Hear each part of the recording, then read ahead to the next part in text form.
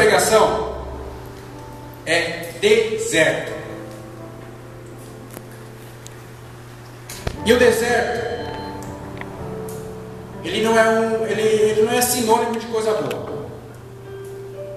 Deserto, se nós formos olhar aí por diversos motivos, deserto ele não tem nada de bom. Quando a gente já pensa em deserto, a gente já fica com medo, né? Quando a gente pensa em deserto, a gente já pensa em sofrimento, a gente pensa em tribulação, a gente pensa em provação, enfim, quando a gente pensa em deserto, automaticamente a gente pensa em vários problemas.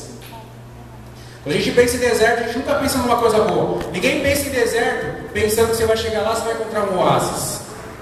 Ninguém pensa em deserto achando que vai chegar lá, você vai encontrar vida, você vai encontrar um lugar bonito. Não. Quando se fala em deserto, todo mundo pensa no lugar de sofrimento, no lugar de tribulação. Nós vamos falar nessa noite sobre deserto. O deserto, eu acredito que na cabeça de Deus, a cabeça de Deus é diferente da nossa. O deserto na cabeça de Deus é algo bom. Ah, pastor, mas como que o deserto pode ser algo bom? Se o deserto não fosse tão bom, Deus não teria levado tanta gente para o deserto. Se o deserto não fosse tão bom, Deus não teria levado o próprio Jesus para o deserto. A Bíblia fala que o Espírito Santo levou Jesus ao deserto para ser tentado. Amém? Então, se o deserto fosse tão ruim assim, aos olhos de Deus, se o deserto fosse tão ruim assim na nossa vida, Deus nunca levaria ninguém para o deserto e não deixaria vários exemplos aí de pessoas que passaram pelo deserto e que foram aprovadas aí pelo deserto. E eu gostaria de te mostrar algumas coisas e algumas lições que nós podemos tirar dessas passagens do povo de Israel e de algumas pessoas pelo deserto. Eu quero que essa palavra entre no seu coração. E você de repente pode até estar passando por um deserto agora. Você pode falar: Deus, estou passando por tanto sofrimento, por tanta luta, por tantas frustrações, estou passando por um momento tão difícil na minha vida. Só que eu quero te dizer uma coisa: aos olhos de Deus, esse deserto que você está passando, amanhã vai se tornar algo bom na sua vida. E eu quero te mostrar isso nessa mensagem dessa noite. E o primeiro exemplo de uma pessoa que passou pelo deserto foi Moisés. Moisés, ele precisou passar pelo deserto, porque o deserto, primeira coisa que acontece no deserto, o deserto ele serve para nos tratar. Ele serve para nos tratar, para tratar a nossa vida. Moisés, sabe quem era Moisés?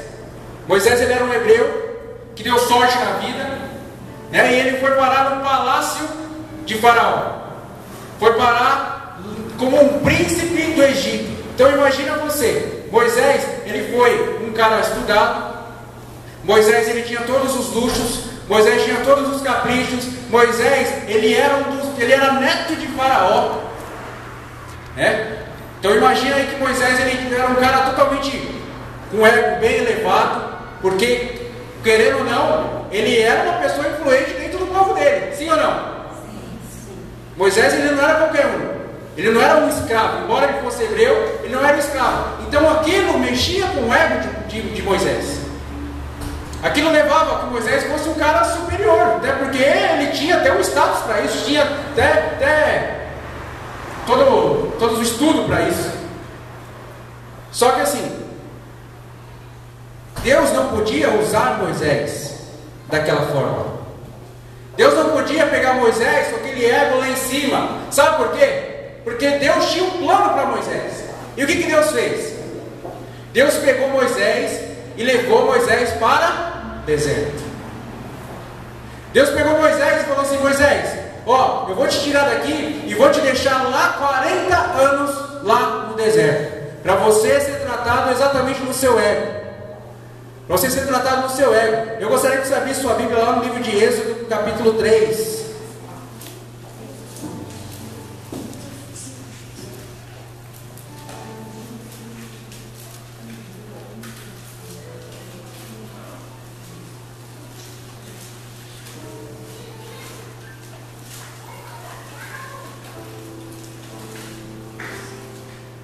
Quando Moisés ele foi levado para o deserto, imagina você, ele era um cara hiper estudado, ele era uma pessoa que conhecia de várias ciências, tanto que Moisés, ele escreveu o Pentateuco, que são os 5 primeiros livros da Bíblia. Então Moisés ele era um cara instruído. E de repente Moisés ele é levado para o deserto, e ele vira lá no deserto pastor de ovelhas. Pastor de ovelhas. E naquela época o pastor de ovelhas, ele não era considerado uma profissão. Era um negócio assim, qualquer um pode fazer. Qualquer um pode fazer. Eu acredito que Moisés deve ter olhado para aquela situação, né? Ele falou assim: eu não estudei para isso. Eu não passei a minha vida inteira para acabar assim como pastor de ovelhas, num deserto, cuidando de um monte de ovelha aqui, só falando o dia inteiro, sem ninguém para talvez discutir ideias, sem ninguém para passar as lições, mas aquilo que Moisés estava passando, ele precisava passar, porque ele precisava ser tratado no ego dele. No ego dele. E ele passou 40 anos no deserto. 40 anos no deserto. De príncipe de Faraó a Zé Ninguém. Porque ele precisava ser tratado. Precisava. Quem sabe você não está passando nesse deserto porque você precisa ser tratado. Quem sabe você não está passando essa situação hoje. Você está passando porque você precisa ter o seu ego tratado. Você precisa ter o seu ego, você precisa ser mais sensível, você precisa ouvir mais as pessoas, você precisa deixar a sua pompa. Fala: Deus, vou deixar minha pompa porque eu quero cuidar de ovelhas, quero ser um pastor de ovelhas, quero ter um coração sensível, quero me preocupar com as ovelhas. Quando eu falei ovelhas, não é bicho não, mas com pessoas. Talvez você pense só em você, talvez você até hoje pensou em você, e por isso você está passando por esse deserto, como Moisés passou.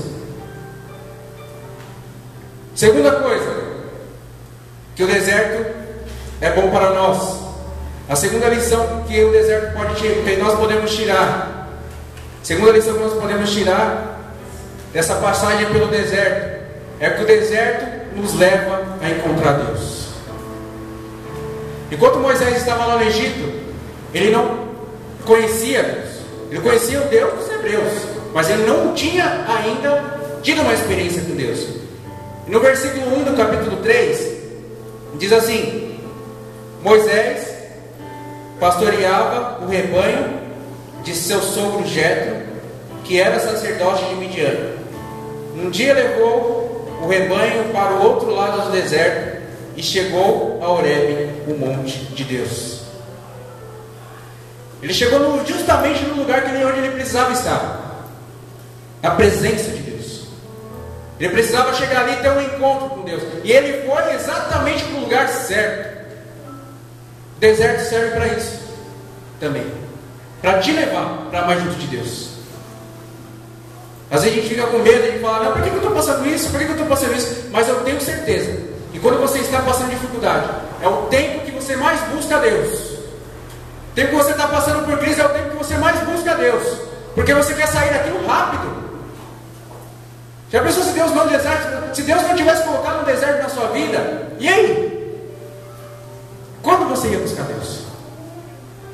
Quando? Se a sua vida tivesse 1000 maravilhas, quando você teria um tempo para Deus? A gente vive 1000 maravilhas e a gente quer curtir essas 1000 maravilhas, e a gente esquece Deus. E Deus coloca esses desertos exatamente para isso, para a gente encontrá-lo, para a gente chegar perto de Deus e falar: Deus, eu estou aqui, eu estou no lugar certo, no lugar exato, para ser tratado pelo Senhor. Deus quer isso de você, querido. Deus quer isso de você.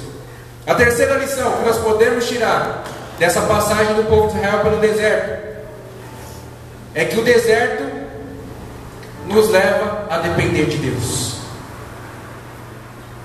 Quando o povo de Israel saiu do Egito, eles foram para onde? Deserto. Eles foram levados para o deserto, e quando eles chegaram no deserto, não tinha nada lá, só areia. Só areia. E eu não sei se você sabe, no deserto de manhã ele é muito quente, e à noite ele é muito frio. É coisa assim extrema, tipo 50 graus Celsius de dia e 50 graus negativos à noite. É bem assim que acontece. E este povo sai da sua casa, sai do seu comodismo, ali onde estava acostumado, dormir lá nas suas camas, com suas cobertas, tal, no quentinho, e eles vão no meio do nada, do deserto, onde não tinha nada, nada. E eles tiveram que aprender a depender de Deus. Tiveram que aprender a depender de Deus. Se hoje você está passando por esse deserto para aprender a depender de Deus. Você sempre conseguiu as coisas na força do seu braço. Você sempre achou que você era a pessoa que ia conquistar tudo, que ia conseguir tudo. E de repente você viu que não é assim. Não é assim. Se você não depender de Deus, se Deus não estiver com você, meu querido, minha querida, você não vai conseguir nada. Nada. Nada. Todas as coisas vêm de Deus. Todas as coisas estão na mão de Deus.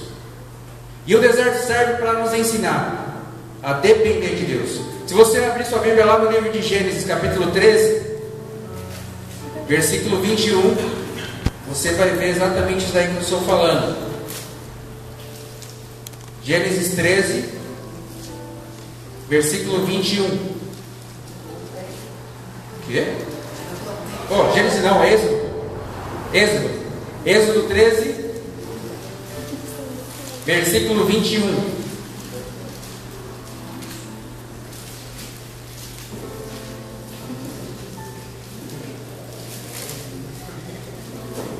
Diz exatamente assim: durante o dia, o Senhor ia adiante deles numa coluna de nuvem para guiá-los no caminho, e de noite numa coluna de fogo para iluminá-los, e assim podiam caminhar de dia e de noite. Eles passaram a ser totalmente dependentes de Deus ali no deserto. Totalmente dependentes. Talvez se não tivesse essa coluna de nuvem de manhã, ninguém ia conseguir mover um passo. Por que consegue caminhar a 50 graus Celsius no deserto? Ninguém. À noite, no frio, meu Deus do céu, o que eles iam fazer no frio para andar no deserto? De jeito nenhum. Mas Deus trouxe a provisão para aquele povo. Quarta lição que nós podemos tirar.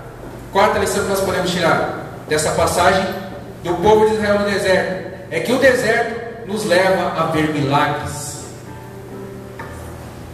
Quando você está no deserto, é ali que você vai ver vários milagres.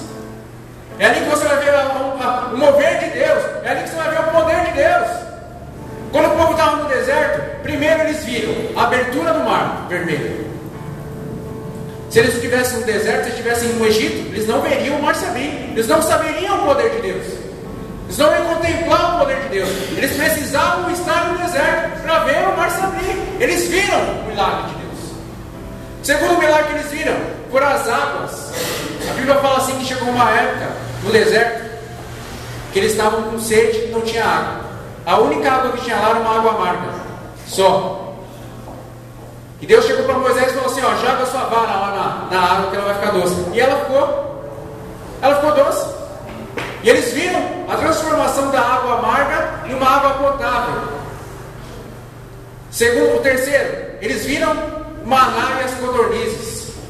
Já imaginou você com fome e de repente começar a cair um mantimento do céu? O maná ele era vamos dizer, tipo um trigo, não sei, cevada, que caiu do céu, e o pessoal pegou aquele maná e fez um pão para comer. Codornizes, você com fome, pareceu um monte de carne aí. Meu, milagre de Deus. Milagre de Deus, provisão de Deus. Provisão de Deus. Quem sabe você está no deserto e você precisa de uma provisão de Deus. E é aí que você vai ver os milagres de Deus acontecer na sua vida, querida. É nesse momento que você vai conseguir ver os milagres de Deus na sua vida. Quando eles estavam no deserto, o povo de Israel viu a água jorrar da rocha. Já pensou que é isso? Você já imaginou que é isso? É a mesma coisa de você olhar para um pedaço de pedra e falar assim: ó, vai sair água daqui. Eles viram isso daí. Eles viram. Então quer dizer, será que o deserto é tão ruim assim? Será que o deserto não tem nada para nos ensinar? Será que o deserto só é um lugar para a gente murmurar? E falar: ai meu Deus, eu não aguento mais. Me mata. Será que o deserto é só para isso? Não. O deserto não é para isso. Quinto, que a quinta lição nós podemos tirar dessa passagem do povo de Israel é que o deserto te leva a ter muitas lutas, mas também muitas vitórias. Se você acompanhar a história do povo de Israel no deserto, você vai ver que eles tiveram muitas lutas contra muitos povos. Muitas lutas. Tiveram muitas guerras. Inclusive para chegar na terra prometida, eles tiveram que guerrear. Só que em todas as lutas, eles tiveram uma vitória. Em todas as lutas, Deus estava com eles. Em todas as lutas, eles saíram vencedores. Deus não jogou o povo de Israel no deserto e falou assim: se vira no deserto. Vai vir os povos mais fortes aí, eles vão destruir vocês. Não. Deus falou com o povo e com o deserto, mas Deus estava com eles lá no deserto, e eles foram vitoriosos com isso. Só que assim, quando nós estamos no deserto, mesmo quando nós entendemos que nós estamos passando lutas com Deus, a primeira coisa que a gente faz é murmurar, como aquele povo fez. Primeira coisa que a gente faz é reclamar. A gente olha para a nossa situação, mesmo sabendo que Deus está do lado, e a gente gosta, mas gosta de ficar reclamando, igual aquele povo de Israel fez. Uma hora é pastor, outra hora é a família, outra hora é a falta de dinheiro, outra hora é isso, e a gente começa a murmurar, e esquece da bênção. Outra hora é a Dilma, outra hora é não sei quem, e a gente sai falando um monte de besteira,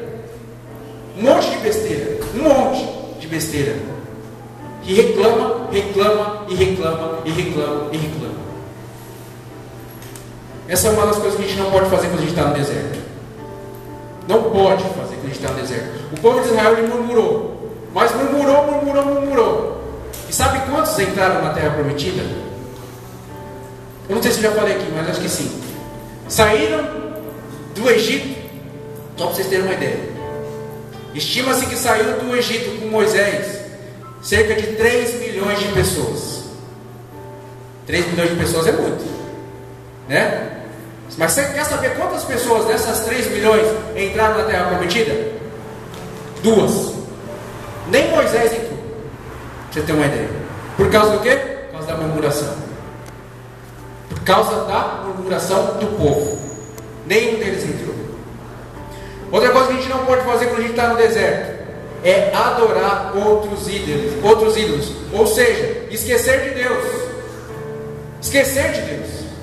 Quando Deus tirou o povo de Israel da terra do Egito, Ele falou assim: deixa meu povo ir, para que preste um culto a mim no deserto, para que eles me adorem no deserto. E quer saber o que eles fizeram na realidade? Abra sua Bíblia lá no livro de Êxodo 32. Era para eles sair do Egito e ir direto para o deserto para adorar. Se você pegar desde a saída até o capítulo 32, você vai ver que eles não adoraram nenhuma vez. Pelo contrário, só reclamaram. Diz assim esse texto: olha só o que eles fizeram. Moisés tinha subido ao monte, que Deus tinha mandado ele subir no Monte Sinai para passar algumas orientações para Moisés. Só que Moisés começou a demorar muito. Aí, diz assim, versículo 1: o povo, ao ver que Moisés demorava ao descer do monte, juntou-se ao redor de Arão e lhe disse: venha, faça para nós deuses que nos conduzam, pois a este Moisés, o homem que nos tirou do Egito, não sabemos o que lhe aconteceu. O povo tinha saído do Egito para adorar no deserto, mas sabe o que eles fizeram? Falaram assim: esse Moisés está demorando demais, acho que ele morreu lá em cima. Vamos fazer um bezerro de ouro? Olha a cabeça dos caras. A gente faz a mesma coisa quando a gente está no deserto, muitas vezes. A gente deixa de adorar a Deus e a gente começa a olhar outras possibilidades que, entre aspas, nos tirariam daquela situação. Meu querido, você está no deserto, adora a Deus, louva a Deus. É igual aquela música lá: eu estou passando pela prova dando glória a Deus. Conhece essa música? É verdade, pô. É verdade, adora a Deus. Aquele povo, ele poderia ter falado assim, ó, não, Moisés está demorando, mas vamos aqui fazer um culto. Podia ou não podia? Moisés está orando lá em cima, mas vamos orar aqui embaixo também? Podia, pô. Só que os caras fizeram o quê? Pegaram todos os teus brincos. Se você continuar lendo aí, vê. Ó, versículo 2. O povo queria fazer um bezerro de ouro. E Arão diz assim: respondeu-lhe Arão: tirem os brincos de ouro de suas mulheres, de seus filhos e de suas filhas e tragam a mim. Todos tiraram seus brincos de ouro e levaram a Arão. Ele os recebeu e os fundiu, transformando tudo num ídolo, que modelou com uma ferramenta própria, dando-lhes a forma de um bezerro. Então disseram: eis aqui os deuses, ó Israel, que tiraram vocês do Egito. Eles foram para o deserto para adorar. E quando eles saíram do Egito, a Bíblia fala assim que eles saíram com ouro de todo o Egito. Eles saíram riquíssimos de todo o Egito. Diz assim a Bíblia que eles pegaram todos os despojos e foram para o deserto. Só que chegou no meio do deserto, aquele ouro talvez seria um suprimento deles, uma preparação de Deus para eles. E o que os caras fizeram? Pegaram todo aquele ouro e fizeram um bezerro de ouro, cara, na cabeça dos caras, meu. Fizeram um bezerro de ouro. Por quê? Eles inverteram, né? Pegaram toda. Vamos fazer um Deus e vamos pegar essa provisão que Deus me deu, que é para me manter no deserto, e vou investir em outro lugar. A gente faz exatamente a mesma coisa, né? Vou dar um jeitinho para Deus. Estou passando pelo deserto aqui, só que achei uma saída. Eu acho que eu vou dar um jeitinho para Deus. E a gente faz a mesma coisa, da mesma forma. Quando a gente não faz assim: ah, eu vou realmente adorar o teu ídolo, e esquece a Deus e sai da igreja. Vou abandonar esse deserto e sai da igreja. O que Deus tem a ver, querido? Pelo contrário, é aí que você deveria se pegar mais a Deus. Essa é a oportunidade para você chegar mais perto de Deus e não se afastar de Deus de maneira alguma. Sexto exemplo que nós podemos, sexta lição que nós podemos tirar dessa passagem do povo de Israel pelo deserto é que o deserto nos leva a ter perseverança. Nós precisamos ter perseverança. Se você quer vencer, se você quer conquistar alguma coisa, você precisa perseverar naquilo que você quer. Se você abrir no livro, na sua Bíblia lá no livro de Números,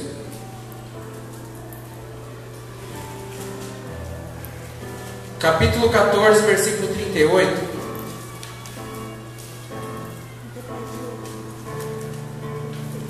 Capítulo 14, ele conta a história do povo quando eles chegaram na Terra Prometida.